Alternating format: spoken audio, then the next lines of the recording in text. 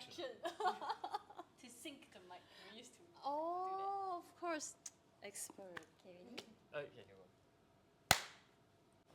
Hello, welcome WUSHIREN. Like my very dear friend from Singapore. Yeah, thank you for coming. I'm very happy to see you. Yeah.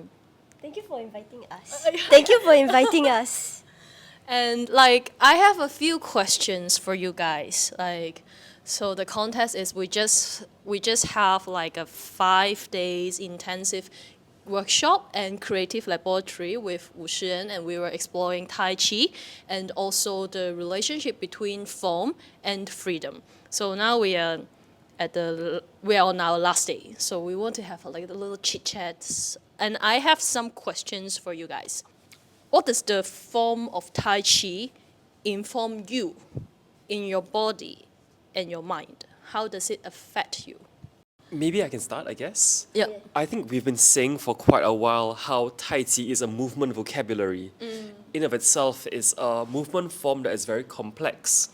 And as we are training it over and over again, it is more than just like a physical training of the muscles, but a coordination, a difficult coordination that therefore requires us to really understand our hearts, our intentions, and I guess really master our bodies. So whenever we are practicing Tai Chi, I feel like we are reconnecting with how the natural state of the body is. And when we find difficulties in doing Tai Chi, it parallels the difficulties of, I guess, being free in movement in physical theatre. So I came from a contemporary theatre background. So my family, they used to run a martial arts school in Singapore, but I was always very against the idea of doing the same things that my parents were doing. So I never wanted to learn up until COVID, when I used Tai Chi as an excuse to leave the house, because we were only allowed to leave the house if we were exercising. For me, it was very interesting because in contemporary theatre practice, there is a lot of emphasis on how the body can be organic. 一个有机的身体是什么样的? It's about, for me, impulse and attention and breaking out of a kind of form. And I think there was a time in my practice when I felt like I was asking myself, what am I breaking out of if I didn't have ground to stand on anyway? If I had no roots in anything, what is my practice based on? Is it based on contemporariness? But what is contemporary theatre? What is contemporary? What is modern? It's something that for me exists only when we relate it to a kind of tradition.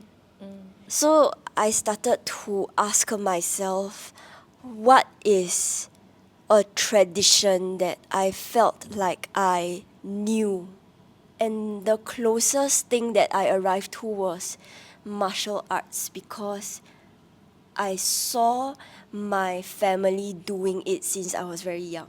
There was this whole phase where I really asked, what is the kind of culture and tradition that I can find in an embodied way? So I started to take Tai Chi very, very seriously.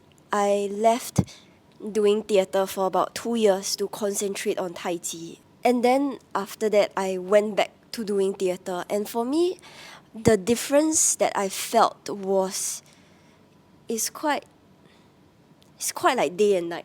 It's quite stark, the contrast, because I feel like I had another lens of understanding contemporary theatre practice, because I could draw on my own understanding of what culture and tradition is within my own body.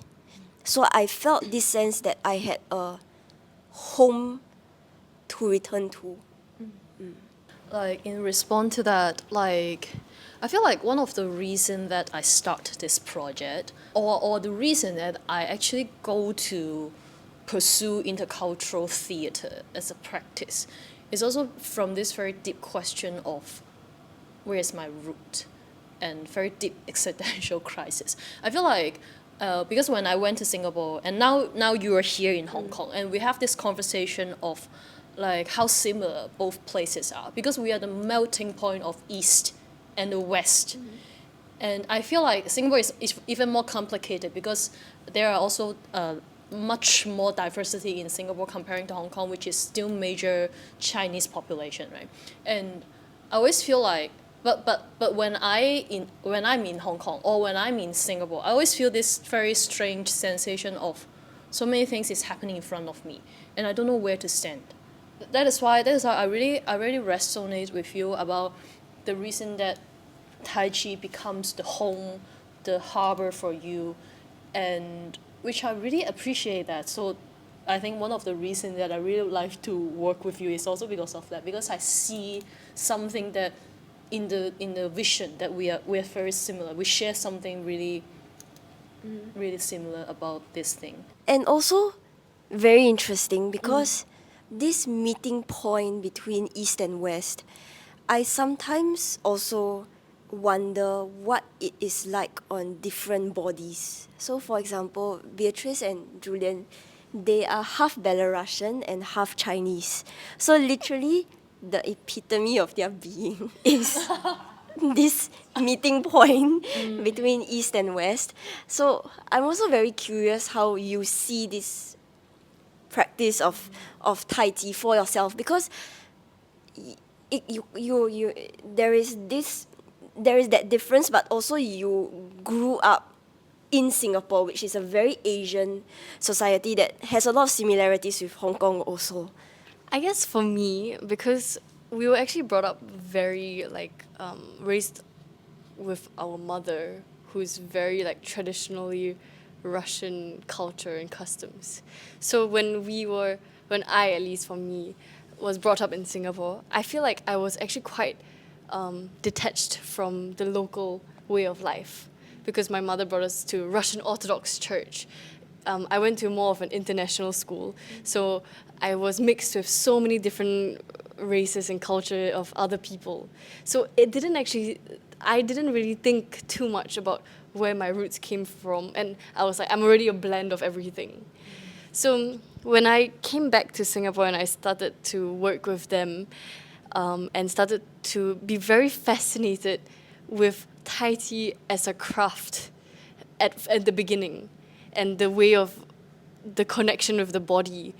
And it's sort of, because I was also doing yoga and all different forms to be more in touch with the body. After seeing how Renice moves, and then understanding as well, actually, there is also a part of me that feels like there's this Asian blood in me, as well as maybe Eastern blood in me, that I haven't really thought about too much. And then when I started to do it and learn it, and my Chinese started to improve, and then I started to feel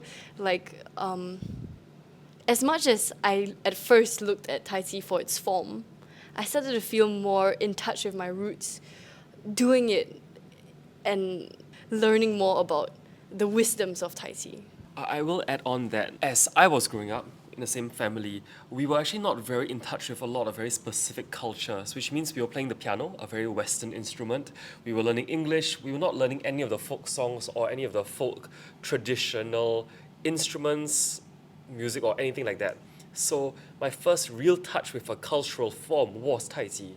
And prior to that, I had no training in movement whatsoever. So I was very unfamiliar with how to use my body at all, especially in the context of theatre. So Tai Chi was an incredible, foundation for training and an incredible touch point for reinvestigating any sort of love for my ancestors. So prior to that, I didn't care.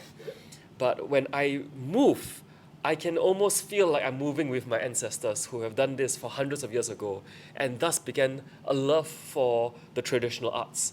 And then with that respect came a lot of wisdoms and a lot of insight and then also a lot of energy to take that love for life and move forward into our modern day challenges. I resonate a lot with about the part you're saying that I don't grow up with culture. It's very tricky to say that actually.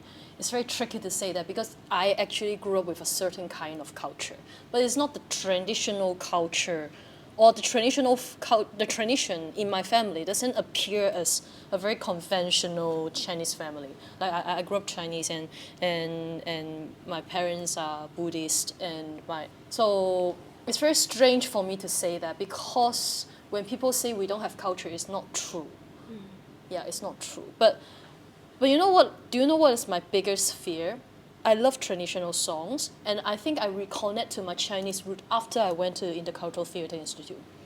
I accept my Chineseness again, but at the same time, I also have this fear of, am I cultural appropriating myself? Am I looking myself at the Western Orientalistic point of view? That's why I'm so obsessed with the traditional form. Like that's why I'm so obsessed to sing the folk song because I want so much to connect back to a tradition. Is that an imaginative traditional form? Is that an imaginative context that I'm trying to find?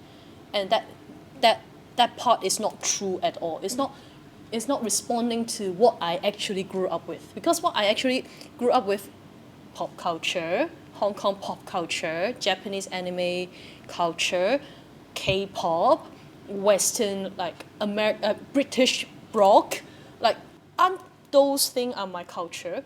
So this is the question that I always have, and so, but this is also very interesting because when I encounter traditional songs, specifically Nanjing, Cantonese opera or Beijing opera, like that kind of fulfillment that other songs doesn't give me that sensation. But I also ask myself, is it because I imagine that traditional song, that's why I'm more invested into it? So, but I don't have answer for this. So this is something that I keep questioning. Yeah, I keep questioning. For that, I also find because before when this question come to me when I have the same thought of can I call myself a Hong Konger? This question of it. So what is Hong Konger? Because sometimes people claim original Hong Konger is 蛋家人, like the fishermen like born in Taiwan. When Hong Kong is start from a fish harbor, so they are Hong Konger. But most of us, we like my parents. I believe a lot of us our parents come from mainland China, maybe around 70s or 80s. They came to Hong Kong and they rooted here. So for me, I born here. I grew up here. I grew up with Hong Kong culture. I watch Hong Kong film. I watch Hong Kong TV. I listen Hong Kong song. But for some people, still, I'm not a Hong Konger. I'm not Hong Kong enough, maybe. So before I have experienced a few times that question come to me. For example, when Mario's workshop, we are asked to have some research on our culture and making our own song. We write our own song. But then some people, like Wen Cui has joined the meeting also. So Wen Cui proposed or suggests, why don't you use fishing song? It's rooted Hong Kong. Fish song is rooted Hong Kong. This is Hong Kong's song. Part of me, I agree, and I wanted to do that. But very interesting. So everyone's have different Hong Kong, I find. Because for some people, they were saying same things, but we don't grow up with fishing song. We don't have that life. But why do I believe it? Because before I joined Wen Cui's workshop and then we recreate a fishing song, writing our own story with the fishing song melody. Then I feel like because, and also we did a lot of research on the fishing song. That's why a part of me, I feels like, oh, I own that. I have a connection with that.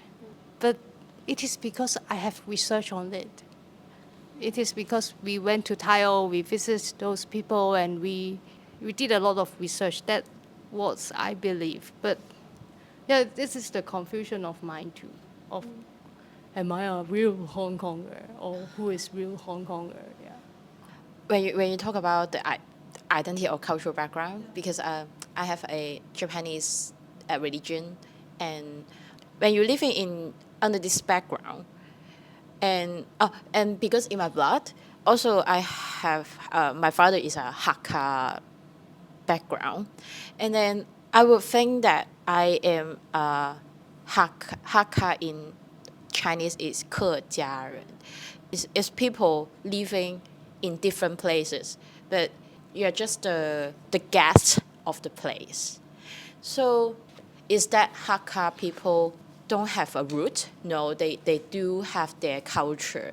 And you talk about the Taiji to you is a tradition, is the point. And then for me, maybe the culture, the cultural thing is the root, rather than the place or the physical conditions are the root. I want to say travelers. You want to say that?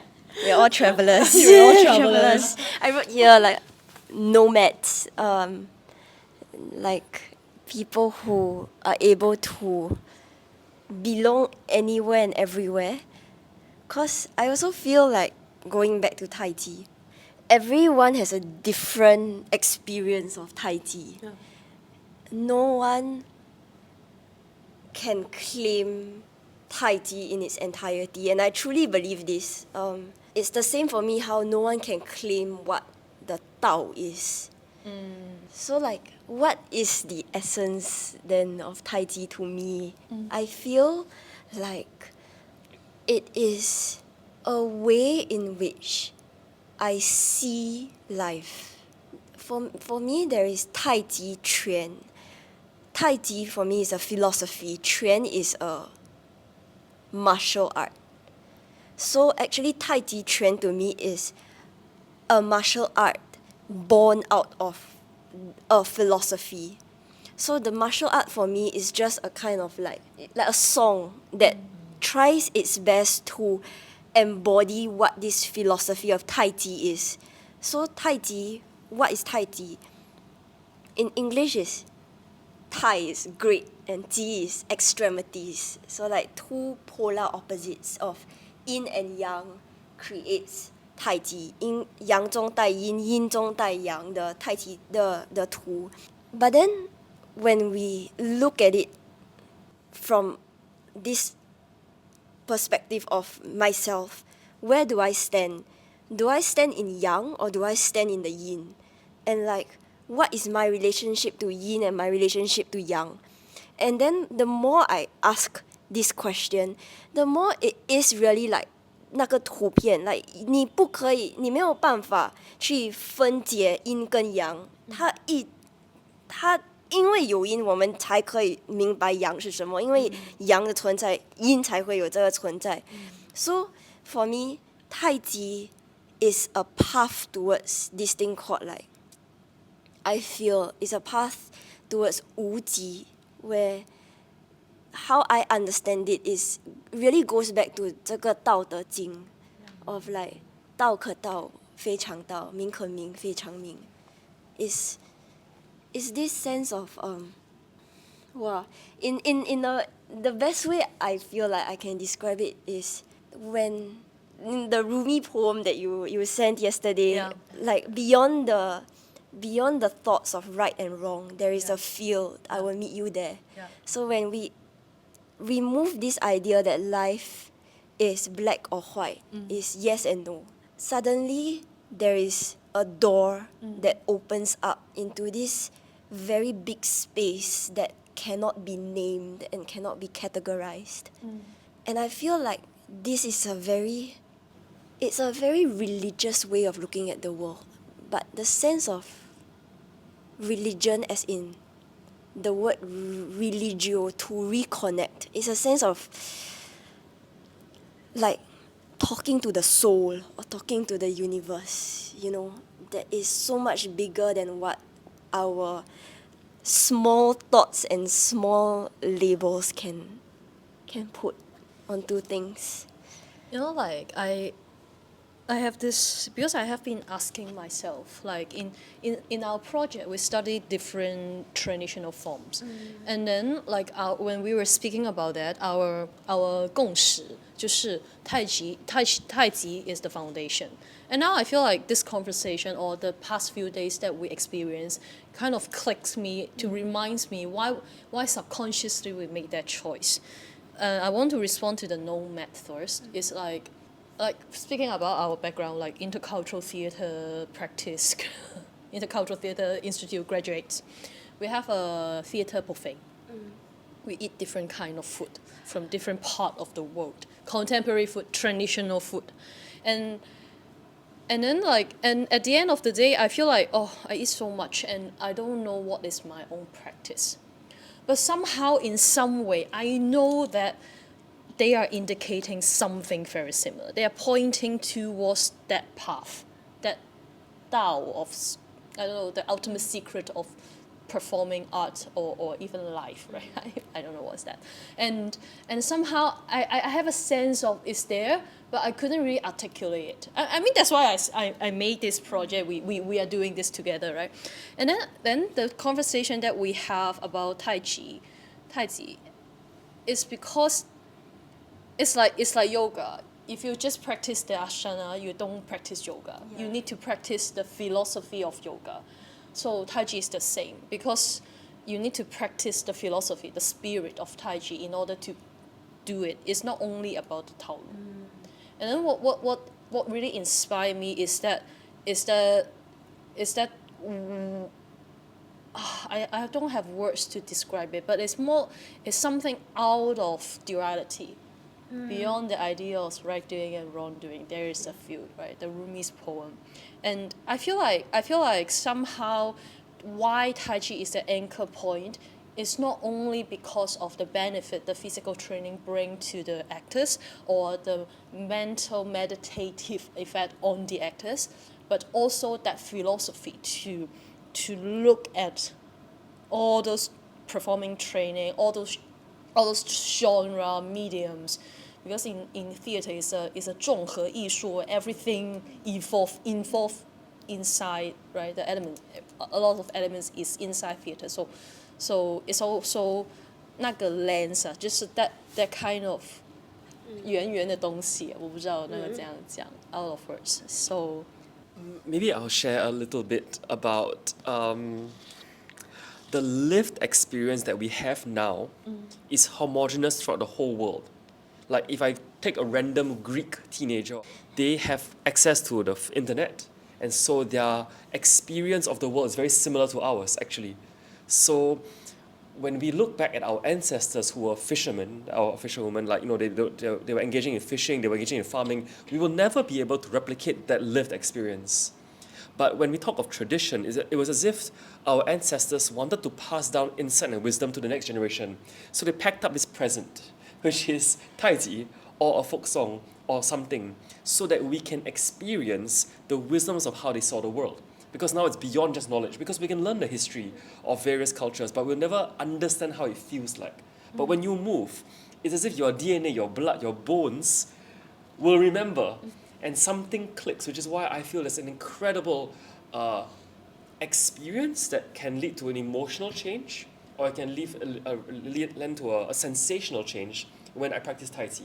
Even though we are mixed-blooded, I feel so connected to this specific form of this specific kind of movement. Yeah, so it goes past just pure informational knowledge into the participation, a participatory knowledge. Would you say it's a kind of ritual? Oh, for sure, yes. Engaging in the ritual reignites, helps me remember my past internally, yeah. I feel like what you were describing feels like embodiment to me, like the process of embodiment when you practice a certain kind of form, because you are not technically executing it. You also emotionally experience what the body informs you. For example, like because in this process, me and Manik speak about we recall so many memories of what we learn in ITI, particularly the Asian traditional form, like Kutiatam, Wayang Wong, and blah blah blah. And I feel like somehow it's very, what is amazing about traditional form is that the form is so precise, that is so efficient, that if you follow the journey of the physical score, it actually informs you emotionally, and that's why people say it's a psychophysical process, right?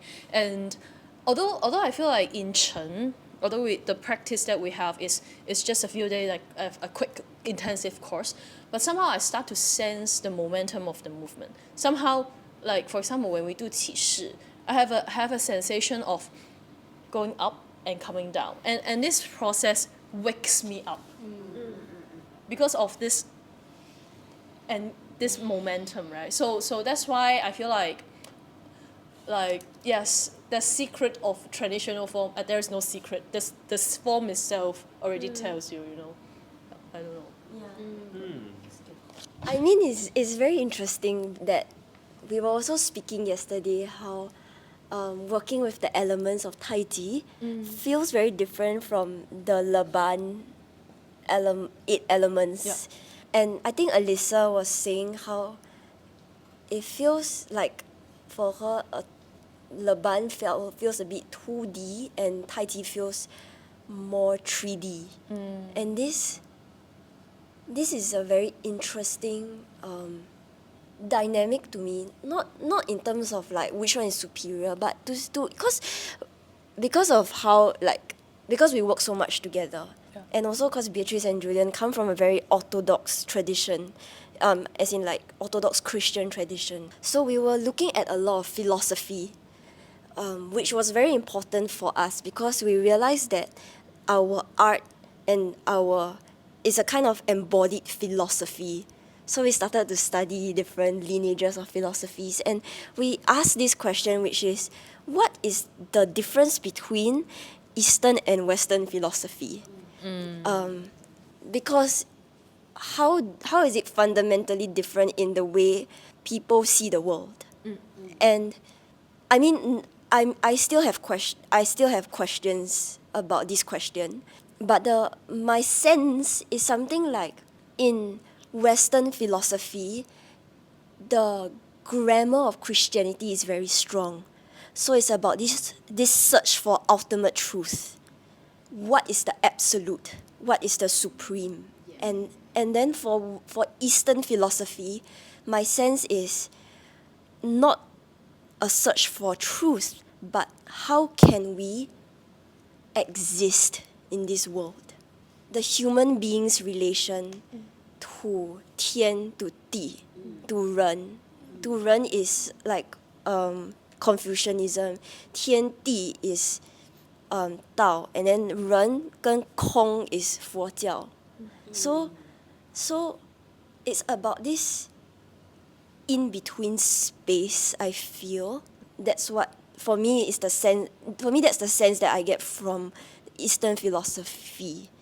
So, and this is important because I feel like there is a difference in approach to art making depending on one's philosophy in life. Yeah, the sense of the creative journey itself feels like a manifestation of how you interpret the world and how you interpret life. I have a specific example, like responding to what you say. I think it's related to how Alyssa described the Laban movement analysis and also using Ba Jing as a prompt. I feel like the reason, like because I resonate a lot with what Alyssa described yesterday. I feel like what is the difference is also because in Taiji there is a concept of qi, and qi can be interpreted as breathing or sensation between joints and between 筋膜的那个 micro sensation. And when you involve those sensations inside your body, suddenly the imaginative space becomes so big. So I'm not just flicking. Is it flicking? I'm not just twisting, but I am 膨, I'm expanding, and 我的身体跟我的呼吸一起扩张 and simultaneously my imaginative space, my mental space open up. So which I also found it very interesting, especially when we're doing 八境 at laboratory, which is much more efficient to me as a performer. Like, because it's also a very good reflection of myself, because as a performer I'm like, I look for the objective law of performing. I always have this, there must be a way of doing things, and the only certain way of doing things. But the reality is not like that, right? It's not only about the context, but it's also about the mentality. I feel like it's the mentality of seeking what is the space, what is the possibility, and which Tai Chi as a traditional form, which is very interestingly that the philosophy of it is about the change. It's about the change. Like Laban becomes a tool.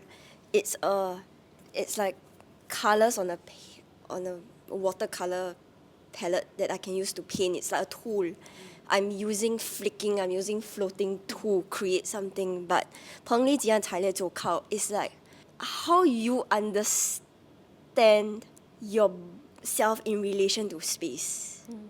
When I peng, it's not like I already have a sense of I want to accomplish something, but more like what does this movement evoke in me, and therefore what can come after that.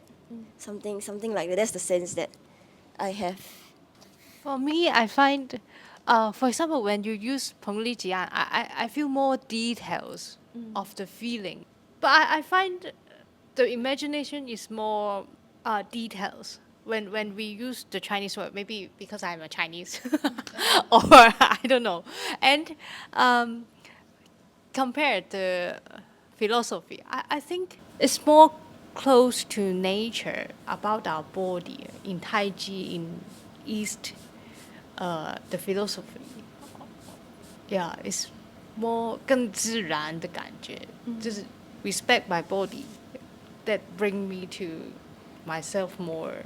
Yeah, it's more wise. And when we use qi, breathing, more imagination coming in when we use these kind of words. I would like to know that I've experienced before, like we try to travel and then Talu and then travel Talu. I have this kind of experience in previous exercise training, but for me at that moment I just like I need to do the movement or do the Talu correctly, and I don't know how to or intertwine that kind of energy into theater creation or to show that okay, actually we can be that kind of 3D people. I understand. It's like how does the training translate into theatre creation? For me, Julian has a very interesting other practice because he's doing his masters in arts pedagogy, which is about what is the essence of your practice and how do you teach it. So he has a series of workshops in Singapore called Being in Action, and for me it borders a little bit on theatre but applied to life. You want to share? You guys want to share more about? I guess I'll link it also back to Kaki's question. I understand the theatre that we do is very much about dropping the mask, to stop pretending. Because the theory goes that actually all our life we are already pretending to be a good student, pretending to be a good citizen, a good partner. And so because we are always pretending, we don't need to pretend on stage. It's very boring. It's nothing new, nothing revelationary, nothing meaningful to the observer. But if we are now showcasing the real, a real discovery, a real putting down of the mask, a real story, then the observer can watch and also feel something inside. Wow, maybe if I drop my mask too, then my life can change. So therefore the performer or the work that we do is trying to understand how do we drop our own masks and then do that live on stage, for example, to showcase a very, very real discovery. So therefore, I find if we take that as the foundational need in theatre, Tai Chi is very helpful in helping us, I guess, master our bodies, understand what is the mask I'm wearing right now. Because when you're wearing the mask, you cannot see it. It's on your face. And so, for example, in the most simple sense, I'm very tired today. I don't know why. I had enough sleep, I had enough to eat, but when I do my Tai Chi, I feel very angry. Something is coming to light. You see, in the practicing of the form, it is giving me information. My body is giving me information about anger. And when I use that or I try to like negotiate or communicate with it, I discover I may be angry with Bernice. And so my fatigue is linked to this relationship, which I will only know if I do Tai Chi to understand, give me new information. Because if not, I'll just come in, I'm so tired today, I'm not sure why, I need to take a break. So you see, like, that's not the truth. The truth is I'm not tired. The truth is I'm running away from the fear of confronting you about something I'm upset about. So in our practice, a lot of the rituals that we do, a lot of the practices, is to try to understand what is the truth, so that if I can negotiate the truth, then something else unlocks. In knowing this, I speak to you, and then suddenly I'm not angry, and then suddenly I'm full of energy. Fantastic. And likewise on stage, maybe we have a performance score, but I cannot repeat the life because I cannot remember what was the joy of it because I've already know what's going to happen next. So I'm bored to do it. But how do I refine that life? I thought that the practice of remembering, will be helpful in replicating the fullness of a form. Because especially in theatre, which is a live performance, we cannot fake the life as opposed to, say, a video where you can be full of life, people watch it, wow, fantastic, and then we move on. Whereas theatre must be a recreation of the entire journey of life. Yeah, I agree. But I would say for me, how like we were learning 彭丽吉安才来走靠, even as simple as it may sound, like, oh, it's an expansion, the details and the intricacies within each movement and how we did like tiny dancing, all of it makes you feel like, wow, even in the mundane tasks in life, you can actually find so many intricate moments that can make that small mundane activity into something so much bigger than yourself. So then it also changes my whole narrative of how I live in my day-to-day life and not even in theatre. Seeing how I can see the world differently through that lens is also very like a form of like meditation in my day-to-day life as well. 刘若瑀老师 from Taiwan said something along the lines of 演员的训练是不会结束的，它不是在你表演的时候结束，你在舞台上不是最重要的时刻，而是你怎么样过生活。What is your attitude towards life? 你looking at fire can be a practice, walking can be a practice, eating can be a practice. And then it started to transform my impression of what is practice. It's maybe like about attention, contact, imagination. Is this relationship between 我跟当下的这个关系。 Maybe that is the third space. Yeah. When I was listening to you guys, going back to the project, the research, I feel like I was trying so hard in order to find a very feasible way to describe the process or describe the product. But somehow, in our conversation and also reflection upon our experience or traveling between the forms, and I recall what our teacher always say, our teacher Andy Van Gogh always say, like intercultural theater is make you to understand yourself. So ultimately, the thing that you learn, they become formless. It's like Wuji, what you just mentioned, right? So that individual become the full version of themselves, responding to what Julian said, peeling off the social mask. Our very much inspired master Krotos, he said that, like peeling off the social mask and going back to the nature of the heart and the soul, and that's why that performer on stage, they're so unique, because they are not informed by anyone else or are not framed by any kind of stereotype, but they are themselves. So this is the reason that we learn traditional form or we learn from other culture, because it's a reflection, a mirroring of yourself. You see yourself through the lens of Tai Chi, exactly what Beatrice just said, right? So every time you do this, and then you're looking yourself from the other side, from this perspective, and slowly you build, you understand yourself a little better, you find a better version of yourself or trying to be a better version of yourself. I don't know, maybe it sounds idealistic and romantic, but I believe in that. Yeah. And I think, like, literally Tai Chi, this interplay of yin and yang for me is very interesting to explore in our 5 days together. Like, from rapid, chaotic movement to codified, slow, measured Tai Chi. Or like, how do you deal with the body and mind when there's so much interference, when there's so much improvisation, when I cannot hear you, you cannot hear me, but somehow what is this game that I must still hunt for? That's very, for me, it's really like making yin and yang come together to try to navigate this tension. And I guess it goes back to what the social mask is, which is that we only drop the mask when we are in crisis, right? Yeah. So, Yes. but like, That was completely yeah, crisis when we say, was like, yeah, oh, this is chaos. but like, and a lot of very good teachers, they try to how you call it, like artificially create the conditions for crisis, and some of it is like yelling at you, like 你这个跟你错书 or like 讲你到啊，你像一个蟑螂，我的阿嬷跑得比你快 you know, that kind of thing. It's like 打击你. Actually the point is to drop your mask so that you are in a state of readiness.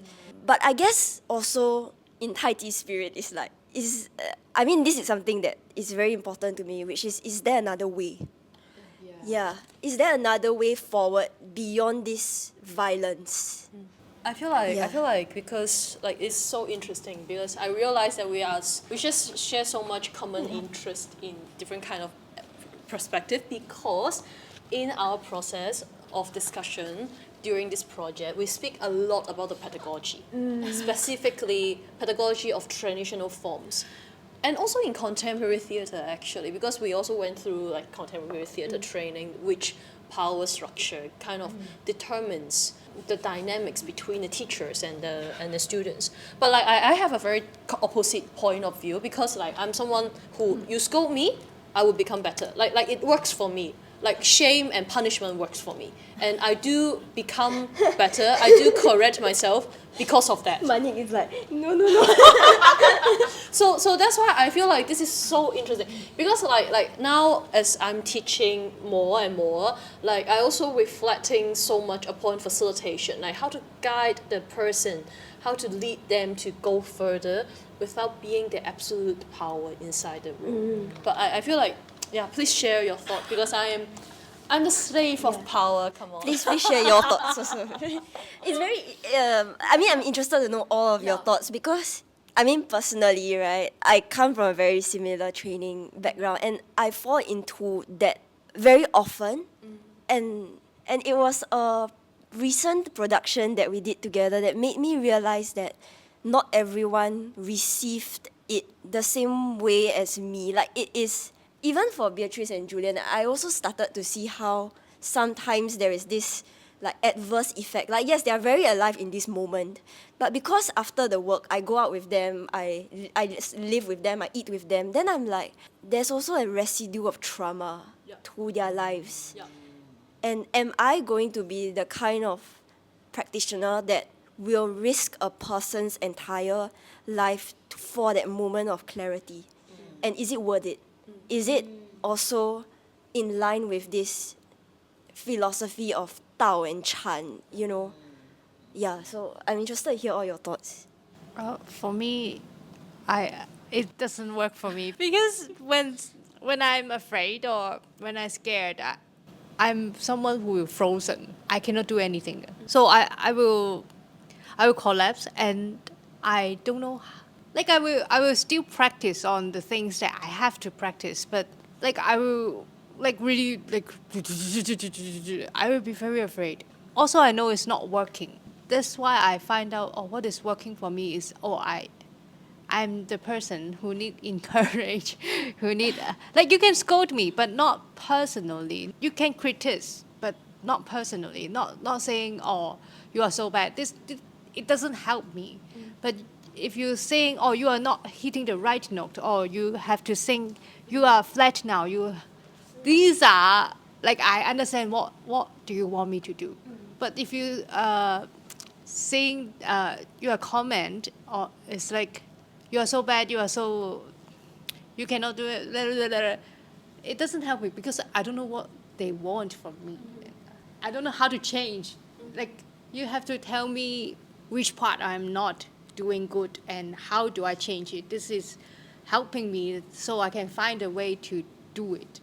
Yeah. For me, it's like same with Manic, because for me, if after you collapse, it's hard to build up again. And when you don't know how to build up yourself, or you cannot find the Tao from you, and then but directly the director or artist already said, okay, now you need to wear the mask, and then you become the things that he or she wants, rather than you know that you are wearing the mask. I think this is the time you didn't put it in yourself. And also because artists didn't give time to yourself to build up again. You can collapse, but you need time to build up again. And after the build up, you can just wear the mask. But mostly in theater productions in Hong Kong, it's really hard to give you time. Time is the so expensive things that giving a people growing up to wearing a mask. So for me, the previous experience is quite not good. So in these 5 days, I finding myself here, and then I know that I'm ready to wear a mask, but in 5 days. So I think it's quicker than that 2 years I have gone through. This works for me, but maybe not work for you. Oh, come on. Why do I start this project? What about to for myself. you? I think it's very interesting because after coming into completely not doing physical theater and then jumping straight into this style of like maybe descendant from Grotowski way of teaching, and I think it was very interesting because a lot of times after it took me a long time to understand why Renee scolded me scolded me in that specific way, which made me realize that actually the main core of it was my attention and my impulses and my blocks. That of course she wouldn't know because she is not me, and I know and I should know myself, but because I didn't as well, there is this like I would say maybe that's when a student and a teacher will have this disconnect.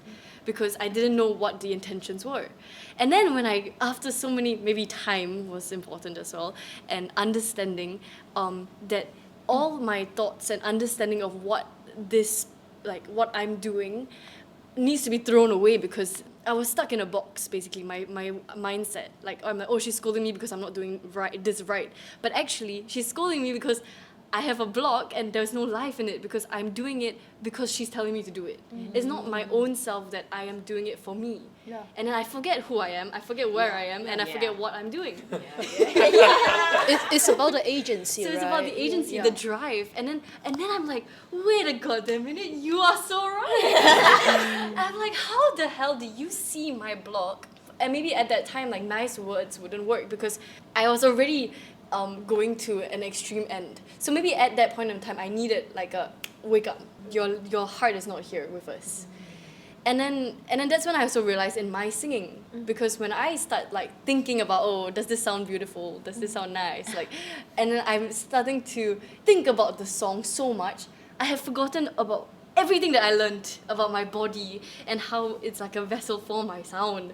And then I forget why I'm singing actually. Is it for myself? Is it for the other people? Maybe it's a connection, but I need to always remember like back to me. Like why do I do this? Like so that's why I think I need to go through this whole process of this way of teaching and learning. I needed to see another teacher's point of view. And then learn from them and be like, actually, I'm going to stick to this one because because even though it was hard, it was painful, I was going through a lot of emotions.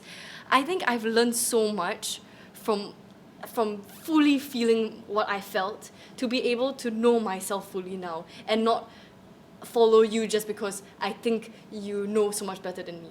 But now it's like, I hear you. Wait, what is it for me that I need to, that's something that you see that I'm not seeing, confront myself and come back and be like, actually, thank you for calling me out for it. So yeah, which is very interesting. Do you want to add? This is a very big topic. I have so much to be shared to share in many different areas, but maybe to just have one slice on this gigantic pie. When you ask a performer to be more present, for example, it seems like a simple ask, but it's no simple task to the performer because there can be reasons why I'm not present. And it can be very deeply rooted that if you ask me to really overcome and be present, I might need to turn my entire life, philosophy, and psychology upside down. And am I ready for this? Or if I do it, are you ready to hold the mess that will be made from me? Because I also don't know why maybe I'm scared to sing or I'm scared to dance. I'm scared to be free. And I don't know. I have built my entire life, maybe 20, 30, 40 years of safety mechanisms, protection, to keep myself safe. That's why I do what I do. And now you're asking me to confront that which I'm afraid of. It's a very vulnerable and difficult task. So the facilitator is now requiring and trying to chip away. I guess on one level is, can you attempt to do so? And if you attempt it, this is, I guess, safe enough that you won't die, so you can explore how it feels like to do X, Y, Z. And it can come across in many different ways. For example, I must never be too loud. When I was a kid, if I'm loud, my mom scolds me. So now I try to sing, I can't sing. Because all my life I've been told, don't sing, don't make noise. Or maybe I move a very strange way. You look ugly. Oh, okay. All my life I'm this way, so I cannot move. But now I don't even know. I forget why I cannot do it. But I'm trying to now, so it's very tricky. But this work that we do, I guess, both in everything that we try, first and foremost reveals to the other, means the facilitators, and reveals, I guess, to myself to some degree, where does the block lie, or where does one block lie, and then the hard work of trying to overcome can begin. I'll stop here first because there's so much that can be talked about. And I think you talked a lot you raised very good points about what is this mask. Actually, this mask is something that we put on to protect ourselves. And a lot of times it's a projection. It's a past thing, like last time someone called me stupid. I project it onto the present, and then now I feel lousy about myself when I have to do it. But what I guess I appreciate so much about Chan and about Fo Jiao and about meditation is that it forces you to 觉知自己, you know, to be like, no, 当下是当下, 以前是以前, 未来是未来. And I think this is what they call about 因果. 因果 is like when if you take something of the past, you put it now, then of course it's going to keep going into the future. So if you want the future to change, you need to change something now. And for me, it's so important to have other people in the room also working together, because it can be like, guys, I feel like this thing is not alive. Do you guys see the same thing as me? And someone can disagree. Someone can be like, no, actually, I saw this thing. And that for me was very beautiful for me. So like, then can I also be like, oh, how is this person looking at this same thing? So suddenly I am no longer the only authority in the room. Exactly. Yeah. I feel like that's why having practice exchange is so important, or having a collaborative space is so important. It's also because it's exactly what happened like this afternoon, right? Like I was having a crisis with how I think singing should be. But like something is happening on the floor that I didn't know. So after the session finished and we speak about that. Ixel mentioned the bridges and the game and I can sing. I have the power to sing finally. Like these are the things that I couldn't see because I was like, oh, it's not like what I wanted to be. That's why I feel like it's so important that we can include different perspectives of the same thing. And then as a group, we decide where to go. And that's why, okay, this is not only about practice exchange, it's also about how to work together. How do we facilitate each other? Like, it's important to have like a facilitator. For example, you're leading the workshops, right? But it's also important that everyone have the sense of, I'm ready to listen to you, and I'm also ready to voice out how I feel, but in a way that is constructive. It's not like personal, like what you say. It's also I want to contribute with my own very unique perspective and insight. And that's why I was so happy that we are having this lab with everyone else. I'm so happy that you are here. I'm so happy that everyone is so busy in their life, but we come together, and from here a tree is growing up. You know, it's not only a flower. It's not. We are not looking for flowers. We are looking for tree now. I was bursting to share something, which is that of when we want to grow and we want to do good, we don't know where to start. We don't know which direction to go. So the rituals, the practices, will give us clues, and the clues look like this: the inability to do something. So I say, slow down. I cannot slow down. A clue. A clue has appeared to give us direction to where to go next. Or I get angry, emotions, very angry, frustrated, sad, or something. But these are also clues. So it's almost as if we purposely put ourselves through these rituals to give ourselves the clues of anger or emotions or inability to succeed, so that we have better clarity on how to move forward. Because otherwise everything is good, then great, why continue? Just go home, Exactly. Okay, so let's go back. Everyone, please give me 3 keywords about the lab that we have for the past few days. My original was Tai Chi, but I was like, maybe it's about the whole process. Yes. 3 keywords. Okay, I have mine. I go first. Go first. My 3 words are flame, play, and life. My words are connection, for clarity, to achieve evolution. It's a lot of words, but I am respect, and then safe, and then 3 dimensions. Yep. Should we change our project name to 3 dimensions? Mine is root, chi, and this maybe is not considered as one word, but conversation with body. Mine is 心 heart, 凝聚 connection, togetherness, and 无极 Non-duality. my 3 words is we and I. Like we, as in like all of us. I, as in myself, and being that space in between. Very good. Yeah. Thank you so much. Manzai, do you want to say your 3 words? Cameraman.